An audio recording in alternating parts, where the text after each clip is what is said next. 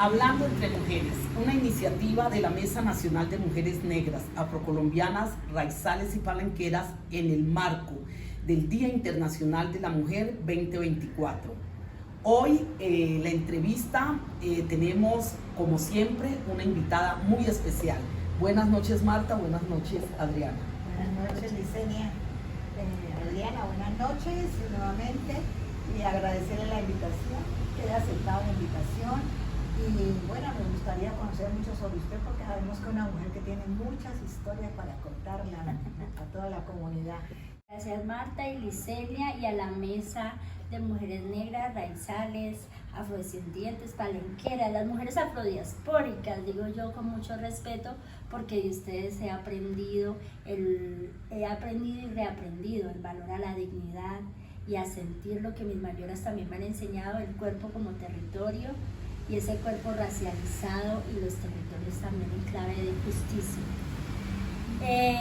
Mi nombre es Adriana Anacona Muñoz, yo soy originaria de San Sebastián, Cauca, por la línea paterna. Mi abuelo, José Anacona, era de San Sebastián, Cauca, y migró muy joven al Valle del Cauca, a un municipio que se llama Restrepo Valle, y allí se conoció con una mujer de origen nasa que había salido de Bolívar, Cauca, a vivir también allá por cuestiones de la vida, y la abuela Ursulina Muñoz, ella trascendió también, ambos trascendieron, y desde allí reconozco mi origen ancestral como Yanacuna, y por el origen de mi madre, campesino, mi abuela, Elvia, que yo le digo abuela, mi abuela tiene 95 años hoy día.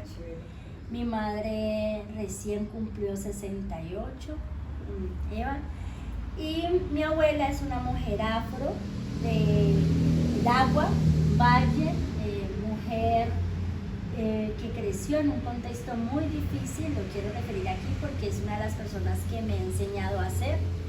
Y mi abuela fue una niña que creció en un hogar en condiciones de mucha pobreza, como hija natural en esa época, ¿no? Sí. 1928 se decía natural, y esas personas que eran naturales, la Iglesia Católica no las dejaba ni siquiera acceder a la escuela. Entonces allí empieza también una trama de dignidad asociada a lo que yo soy. Y mi abuelo, que se llamaba Enrique Muñoz, de Bolívar, Cauca, que había migrado, se enamoraron, se casaron. Mi abuelo, de origen caucano, campesino, pues nos dio la educación, y yo soy hija de ese origen, de mi madre y de mi padre, nacida en Restrepo Valle y criada con todo ese saber ancestral.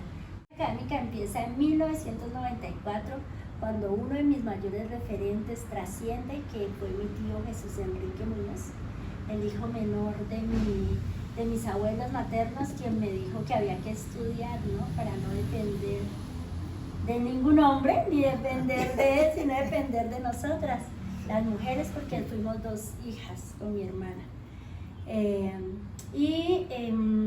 Estudié sociología en la Universidad del Valle, allí me formé en investigación social, y desde esa época empecé a reconocer la importancia que tenía la sociología para comprender lo que le ocurría a este país en términos de las violencias, no para volverme una violentóloga estudiosa de la violencia, sino para darle lugar a esas otras formas de procesos organizativos, ¿sí?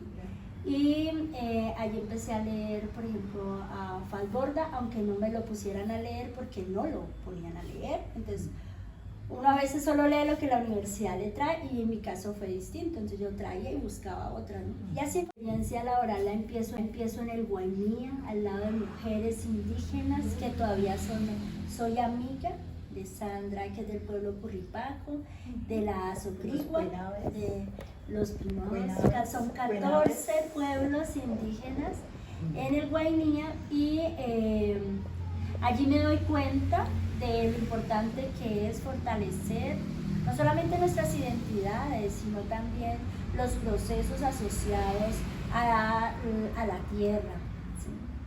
Y luego la vida me va llevando a trabajar, quiero mencionarlo aquí, a un centro de investigación que se llamaba en esa época la Universidad del Valle CINDE, Centro Multidisciplinario para el Desarrollo, en el que hice escuela junto a personas muy lindas como Alberto Ruiz, Abelardo Jiménez, Ana Celia Fuentes, otras personas que me fueron influenciando. Y así llegué a políticas públicas. Tengo una maestría en políticas públicas, pensando en el desarrollo, políticas públicas, y la vida me fue llevando a apoyar procesos comunitarios, procesos sociales, y luego hago un posgrado en derechos indígenas asociado a mi comunidad, y luego la vida me lleva a una beca y un doctorado en historia y arte, y entonces hago mi doctorado con las mujeres de mi comunidad. Muy larga la historia. Qué bien, Adriana. Hoy, de verdad, esta invitación la hicimos con una profunda convicción de que entre mujeres tenemos que mantener esos diálogos de manera permanente. Y hoy, como mujer indígena, como mujer académica, como una mujer activista, ¿cómo pudieras decirnos cómo ha sido ese caminar en esta sociedad machista, clasista, colombiana, universal? Cuéntanos de esa experiencia en esos 3 roles, como te repito. Pues primero ha sido muy difícil. ¿En qué sentido ha sido difícil? Uno, no solamente en la posibilidad de acceder, sino de sostener el proceso, de poder garantizar, por ejemplo, la terminación de la universidad, continuar. Entonces, la parte académica es muy importante, y yo se lo digo a los estudiantes. Yo soy docente de la Universidad del Valle, en la Escuela de Educación, Cultura y Comunidad. Yo les digo, puede ser que la educación en este momento hayamos ganado la gratuidad, ¿sí? Pero no solamente hay que acceder a la educación, hay que sostenerse, y después de sostenerse en la universidad, garantizar que tu formación contribuya a lo comunitario. Entonces, en lo académico yo he tenido siempre presente ese compromiso, y es un compromiso heredado de mi abuela. Sociología porque no estaba presente en mi vida la docencia. La docencia llegó a mi vida producto de que a mí me encantaba hacer investigación en desarrollo local, y entonces un referente, Abelardo Jiménez, me dijo: si tú quieres ser investigadora y poder tener algún tipo de reconocimiento en términos de la contribución que tú quieres hacer y aprender, tendrás que meterte a la vida de la docencia. Entonces, de esa manera llegué a ser docente, pero no por una cuestión vocacional.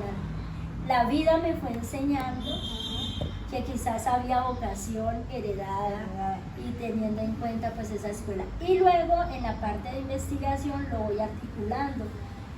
Me formé con una persona que sería Sevilla Casas, de la Universidad del Valle, ya pues un profesor amoroso, jubilado, goza del jubileo, el profesor Elías. Sí, exacto. Entonces allí hicimos un semillero en un grupo que se llama Razón y Sexualidad, con hermanos y hermanas afrodiaspóricas, y entendí que la etnografía contribuía también a reconocer las tramas de poder, y así fue que llegué a la investigación, a darme cuenta de la lógica de actores. Y luego no les digo que fui muy afortunada en términos de la vida.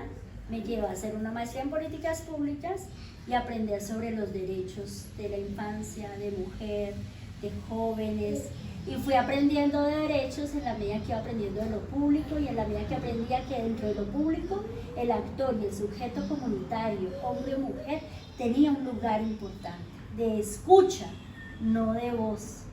Tengo bastantes referentes, ya les he ido mencionando algunos, ¿no? De mi vida cotidiana, de mi vida académica incluso, y dentro de esa vida académica tengo, por ejemplo, ya les mencioné a Alfredo Molano, Fras Borda, como referentes importantísimos que rompieron, ¿no?